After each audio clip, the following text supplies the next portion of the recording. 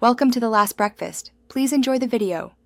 In this video, I will explain how to connect TradingView to Tradovate. We'll walk through the entire process, ensuring you can seamlessly execute trades directly from your charts.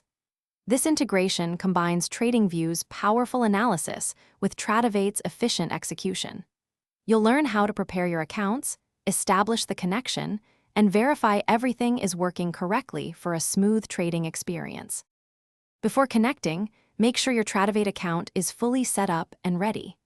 This includes having an active, funded account and knowing your precise login details. It's also crucial to verify that third-party integrations are enabled within your Tradovate settings.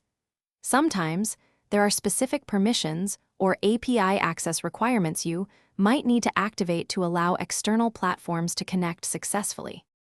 Now, let's move to TradingView. Open your TradingView platform and find the trading panel, usually located at the bottom of the screen. From the list of available brokers, select Tradovate. You will then be prompted to enter your Tradovate account login credentials.